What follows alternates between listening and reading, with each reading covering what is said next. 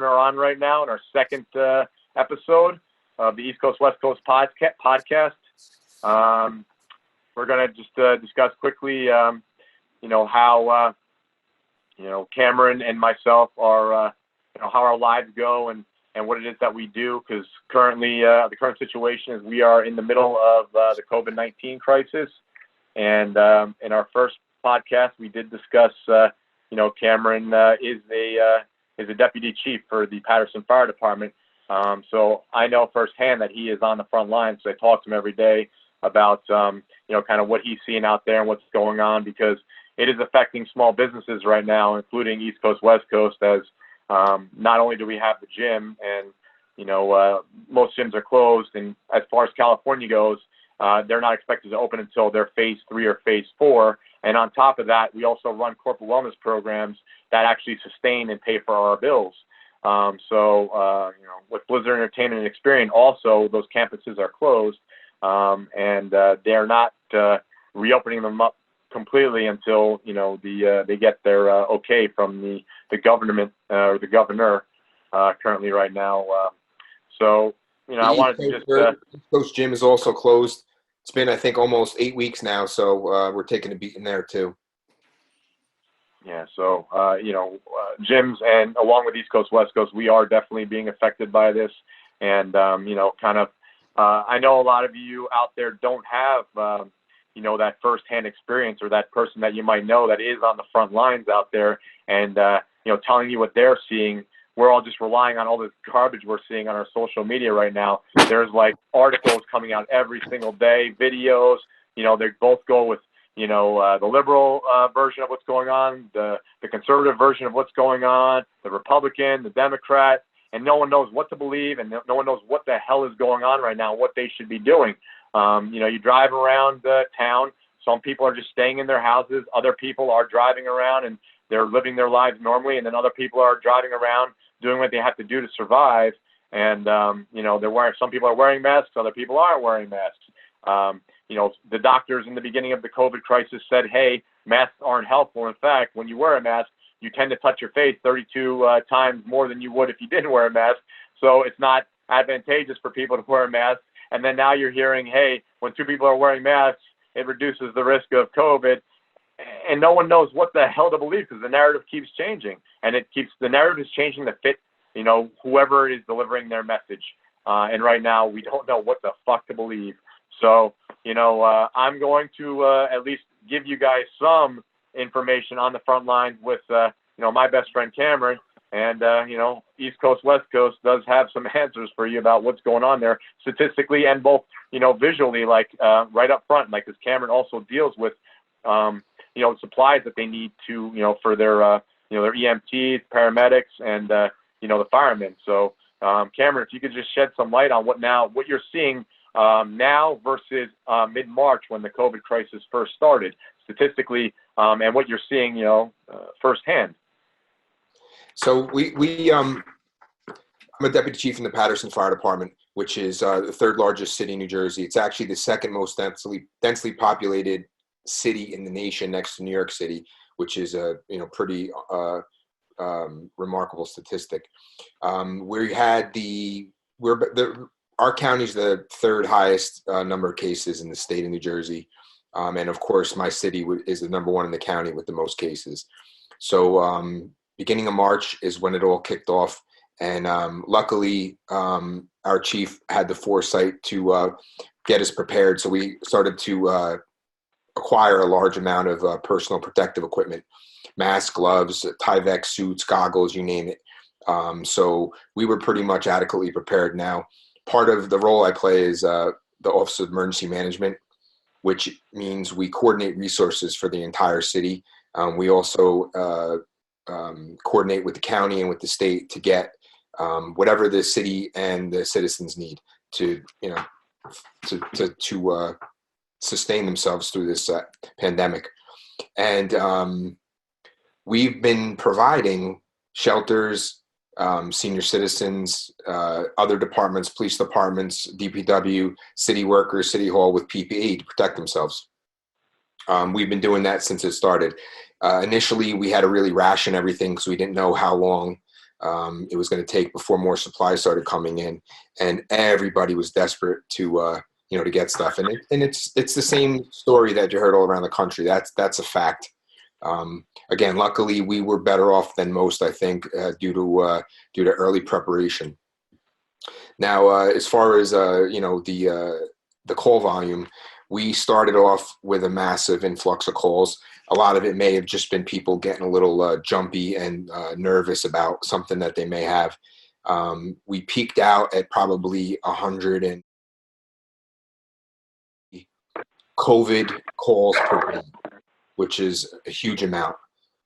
We are now down somewhere around maybe in the 20s. So we've absolutely, come full circle, and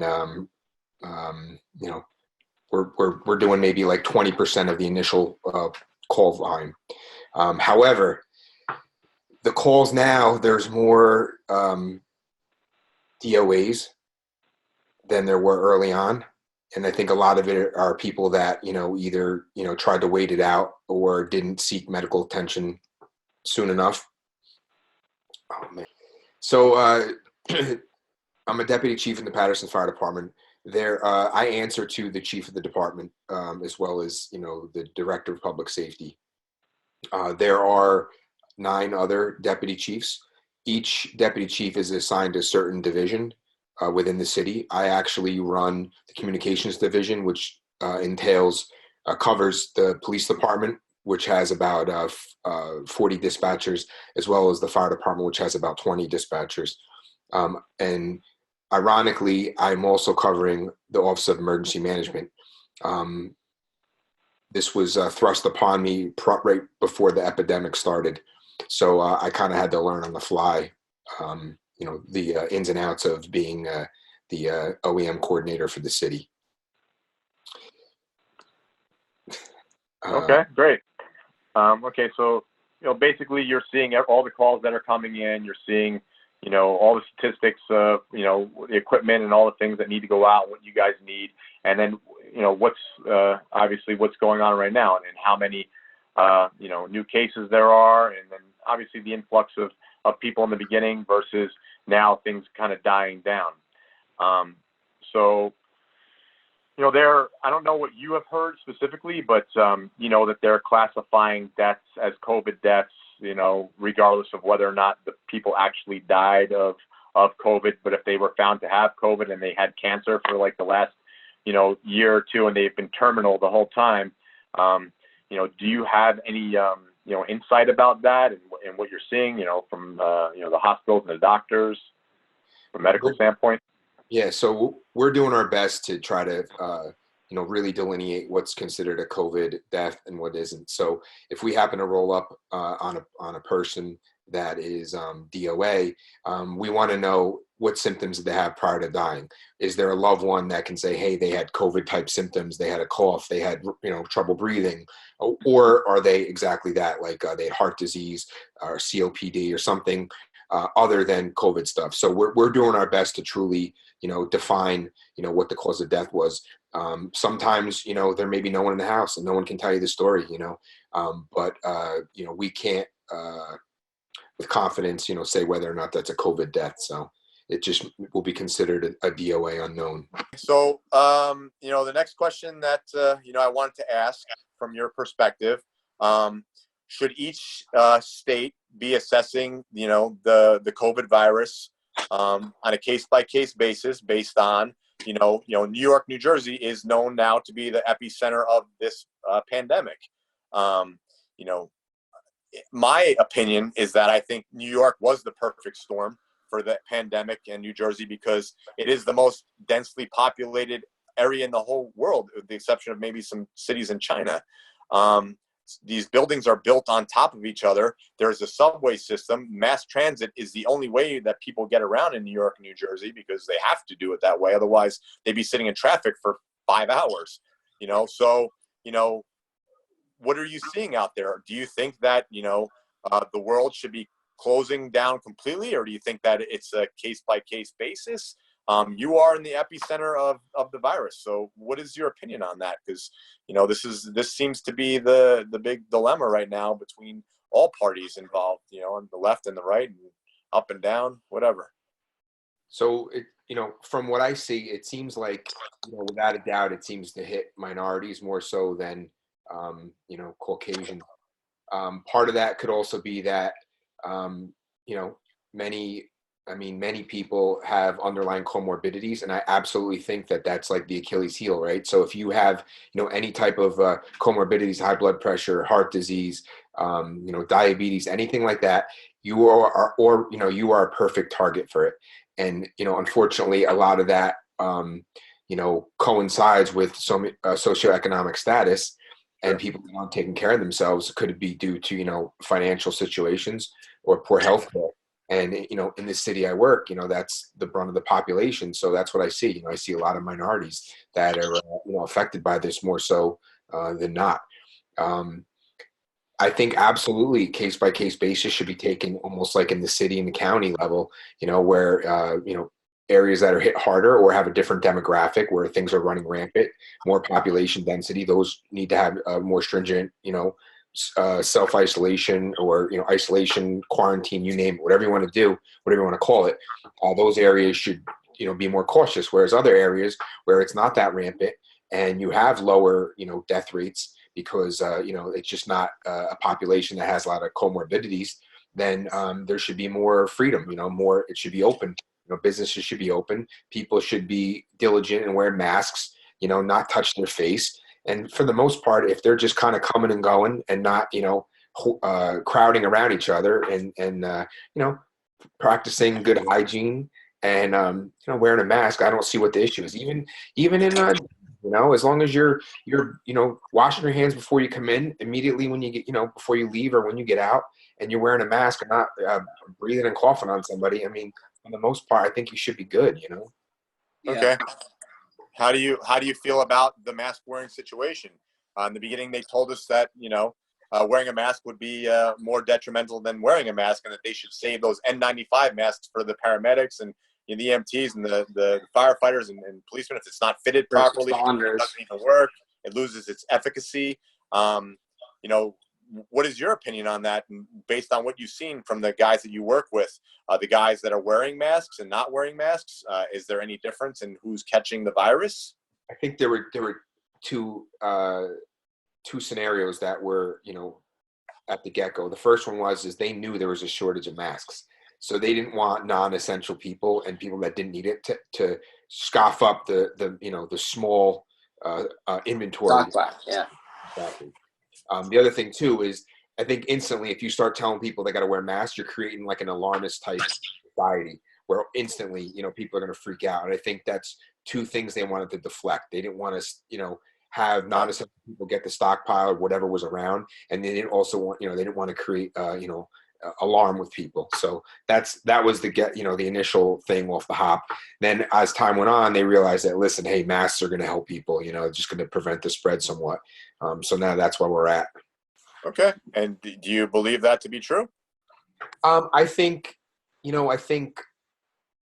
what they're saying, being in close proximity with somebody for extended period of time, I think you are going to be more susceptible, but I think, I think that's, your chances go up if you're in close proximity for extended period of time. If you're not, then if you're just walking down the street, I don't think, you're in any kind of trouble if you're not wearing a mask. What do you think about the people that are driving around their cars with masks on? Yeah. What about this? Is there a world in which, like, for us Yankee fans, is there a world where we're able to go see the Yankees play this year? Like, is that possible? Like, to have a crowd like that? That's a good question. You know what? I don't think so, unless they really enforce, the mask situation, but I still think, you're kind of, you're doing more to encourage the spread than not when you do that. So it's going to be hard to police everybody, 50,000 people, 30,000 people, whatever. It's going to be too hard to police that, Yeah.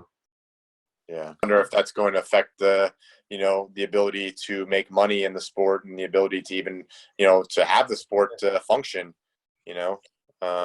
So yeah, I guess that makes sense. So if you were, as it relates to us and, being avid gym goers, So you think that as long as people are wearing masks in the gym and washing their hands and maybe cleaning the equipment diligently, that the spread of this virus won't really be an issue for gym owners and people that want to work out and go to the gym? I would have no fear going to a gym, like a global gym even, and working out. If I had a mask on, I would have no issue with it. I know I'm pretty diligent about not touching my face. I'd wear the mask the whole time, work out on the equipment, wash the hell out of my hands before I left, got in my car and leave. Yeah. Okay. What kind of a case? What kind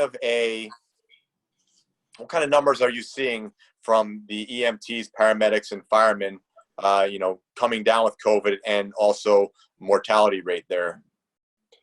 So I think I would say maybe we probably had maybe like about a fifth of the department.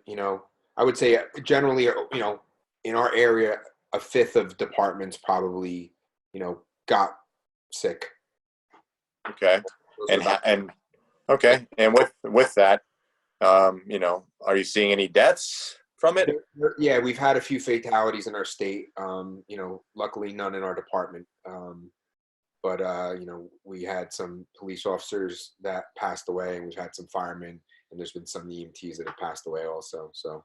Okay. With that, with those deaths, did they have other comorbidities going on?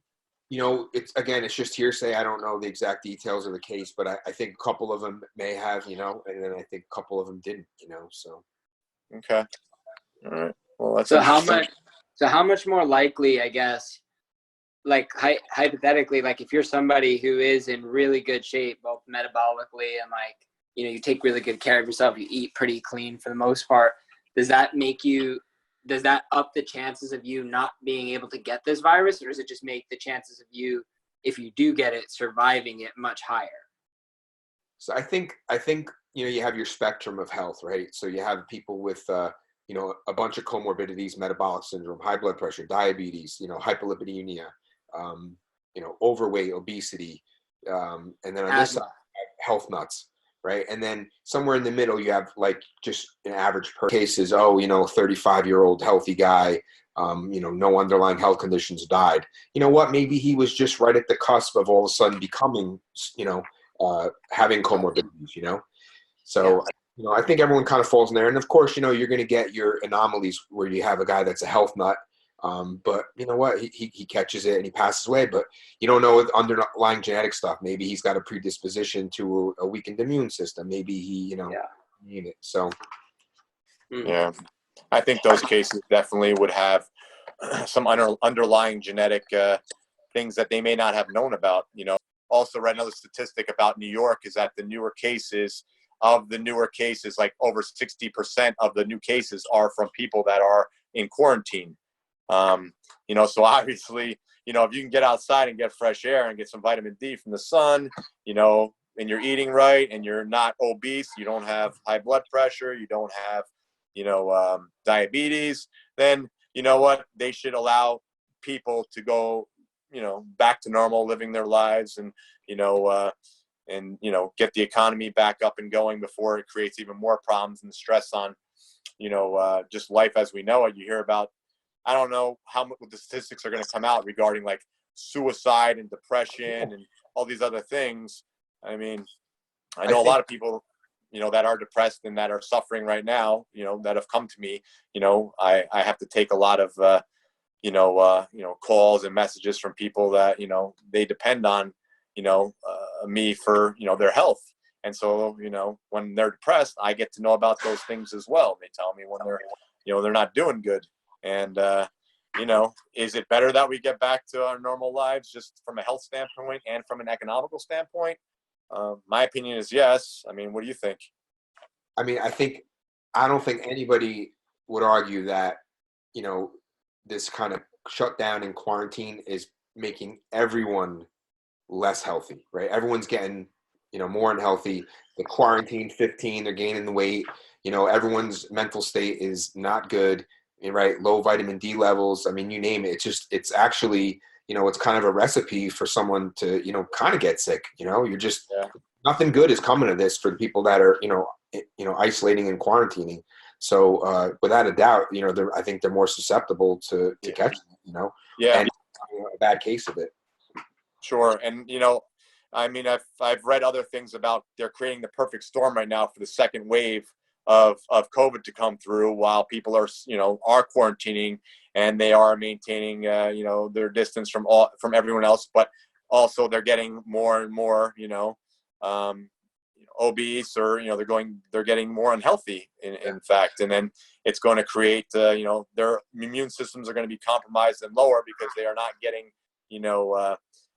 contact with, nature and the environment, and, they're not getting their proper vitamins. And so they are saying that we might be seeing a second wave of this. And I think they're trying to prevent that from happening by continuing to quarantine in a lot of states. You're not letting people go to their doctor. These are people, maybe borderline people, that see follow-ups, doctor appointment follow-ups, people that are, didn't go to the pharmacy to get their medication. These are, people are getting unhealthy. They're not maintaining their health. Doctors' offices really aren't seeing people. They're doing telemedicine. Some people are, but I mean, it's just making things more difficult for people to, maintain their health. Yeah. I think this is going to be interesting, the way the rest of the year develops, and if our 2020 winter going into 2021 is going to create more deaths and more cases and another wave of this. So in the meantime, I think that they're just trying to cover their asses as politicians. So I guess erring on the side of caution is what they're doing. But I guess also, like, my thing, my sister-in-law, she's a nurse up here in Fresno. So, like, Central California, Northern California area. And, we talked about this last week. I said, but it's crazy because you watch the shit that's happening in New York and New Jersey, and what they're going through during this time is completely different than what we're going through in other parts of the country. Absolutely. So you have to wonder, it's like, do we just feel that way? Are we going to the beaches and all this shit just because we don't know anybody who's died yet? Whereas if you were to tell somebody who's lost, maybe their mother, their brother, their aunt, their uncle, somebody, like, hey, you go to the beach, would they be more inclined to say, no way, I'm not going to the beach because, like, I know people that are dying from this. You know what I mean? Yeah. And they don't want to be a part of the problem either, and that's another thing, is I have a lot of people that I train as well that are on that far side of the spectrum where they're, they are quarantining and they expect everyone else to quarantine as well. And they're very passionate about it as well because they don't want to be a part of the problem. Yeah. But is there a problem? And, if there is a problem, are we doing the right thing? And if there isn't a problem, are we doing the wrong thing? And by keeping the economy shut and, creating more problems for, whatever city. And if you were describing it to somebody who lives not in New Jersey or New York, but another part of the country, and they don't think it's that bad, what would you say to them?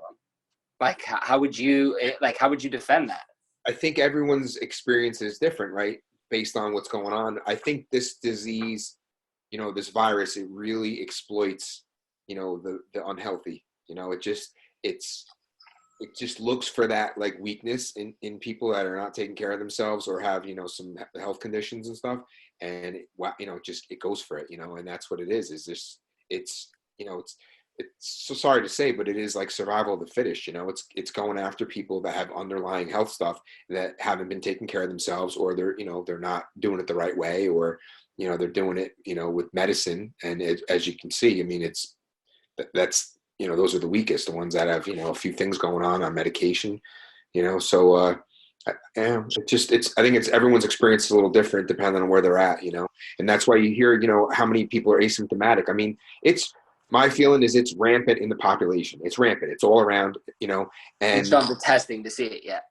Yeah. And that's just it, is that the more testing you do, the more the numbers are going to climb, but it's rampant, and it just depends how much you want to test, it's like, so. There's some things I read is if you're going to get it, you're going to get it no matter what. It's just a matter of have you gotten it yet? Yeah. And if you do get it, are you going to be able to get medical attention? Are they going to have a ventilator for you? Or is the ventilator the right thing, right way to treat this? I've seen doctors saying it's not the right way, and I've seen other doctors saying that, yes, it's absolutely the right way. So, I mean, I think we're looking at, a real problem here. If you are one of those people that has, high blood pressure or has diabetes and is overweight and, maybe is older and has heart problems, what do you do? You're that person, Cameron. What do you do right now? You want to save your life. What do you do? Yeah, somebody like that, I think those are the people that need to isolate. Those are the people that either need to, address their health issues as best they can, whatever that means, whether it means, trying to lose a few pounds or, watching their sugar a little better or paying, stop smoking, stop drinking, whatever it is. I think they really need to get on the ball with their health. And I think they do need to kind of isolate and stay away from the rest of the population, Yeah. They got to minimize the risks. So if it was your mom, would you say, hey, Mom, you need to exercise right now? You need to get your body fat or whatever down. You need to get your heart, functioning, at 100, much better. What would you do if that was your mother? What would you have her do? I would, make sure that she isolated from, people as much as she can, even myself. And then, address her health. If she was diabetic or pre-diabetic, hey, we got to watch your sugar. Hey, we got to stop eating carbs. Or if she, was really overweight, hey, listen, you got to get on a treadmill. You got to walk around the neighborhood, whatever it is. Just start addressing those things to get yourself in a healthier standpoint. The healthier you get, you're going to minimize your risk, so. I mean, that's the bottom line. So that goes back to the whole point. I mean, healthy people, they should be have access to the outdoors, and they should have access to the beaches, and they should have access to gyms, based on, kind of frontline statistics and what Cameron's seeing at literally the epicenter of the pandemic. So, I definitely, I'm getting demolished by this pandemic at East Coast, West Coast. And, I definitely want to be there to help people maintain their health. And then those that are unhealthy and need to kind of, get their body weight down or work on their diet. We do both things at East Coast, West Coast. And, whether we're doing it virtually or doing it, at the gym, we definitely want to help make this situation better and, get our clients that we already have, and then hopefully other people that are more susceptible, prepared and, functioning so that they can fight off this virus that, as we've heard, if you're going to get it, you're probably going to get it eventually. So you're going to have to set yourself up to, to have the right defense against, what's coming. So this would be, I think it's like a wake up call, the people that have been, kind of putting their health aside for everything else in life. I mean, if it's, maybe, hey, you are pre-diabetic and your doctor said, hey, you got to cut back on the sugar, or maybe you are diabetic and you're taking some medication to lower your sugar, or you're on a little bit of blood pressure medication because it's been creeping up the last few doctor visits. If this isn't a wake-up call, I don't know what it is. You are directly susceptible, and putting yourself at risk by not addressing, your health concerns. Now there's a virus out there that's going to get you if you don't. Well, I guess also, like, is this like the ultimate form of like Darwinism, right? Like, is this it? Like, is this evolution at its like, here's the experiment, and now we're showing you what happens when the pendulum goes all the way to the most obese country in the world, right? In this country that has access to so many things, and they live in excess of everything. Is this, I guess, like saying, hey, at the end of the day, if you're not healthy, you won't survive. You won't procreate. Like, is this going to be that thing where we look back and say, this was an altering moment in human history? Because now people, if you don't change how healthy you are, you probably won't make it if this comes again, or if something worse than this comes again. Yeah.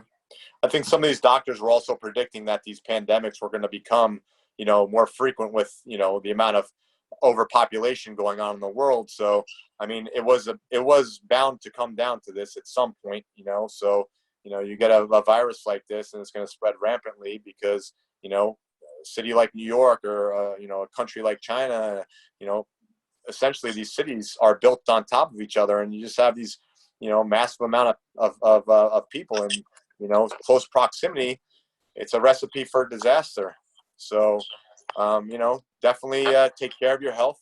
I think that, if you're working 12, 20 hours a week or 20 hours a day, 60 to 80 hours a week, and you're forgetting about your health and you're not taking care of yourself and you're putting that, on the back burner, definitely, like Cameron said, this is definitely a wake-up call, and, fortunately, we have been able to help people, as I don't know anyone directly that has, gotten COVID, especially no one that I train, at the gym. Everyone is fine and healthy. And I guess, to Cameron's point, that doesn't really surprise me whatsoever, because why would someone that takes their health, that seriously be susceptible or, be a victim to this whole pandemic? So I guess the bottom line here is, unless you guys have something else to add, is that you need to take care of your health first. And that should always be the number one priority going forward, regardless of whether we're in a pandemic situation or not.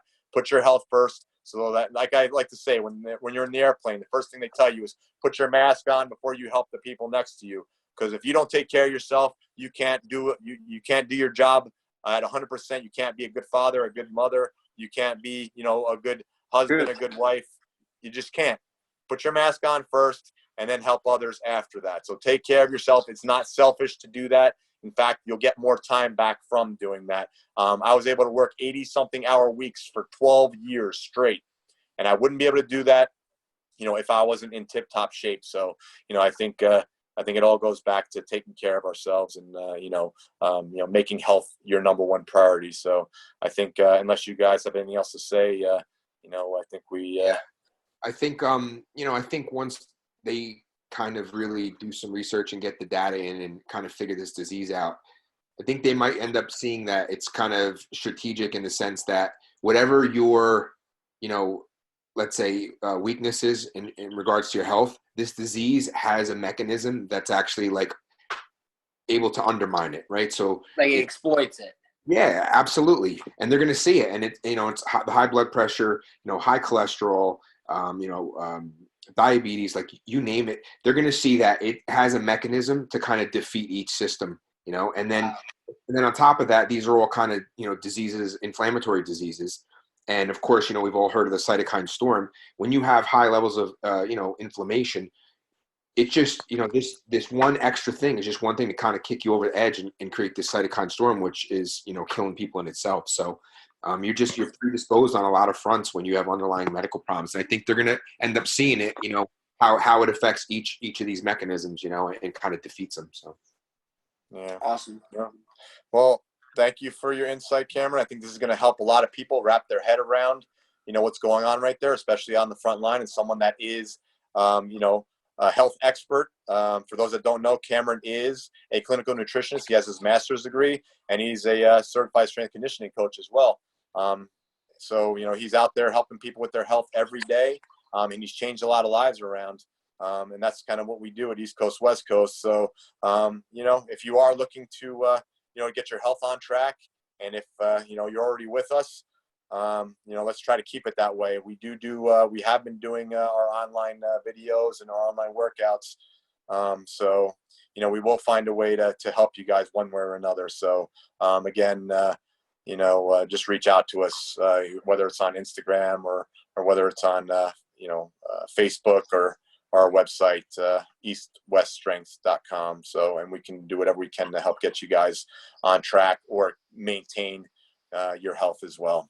So with that, thank you, Anthony and Cameron. Thanks. And we'll be back with our next episode.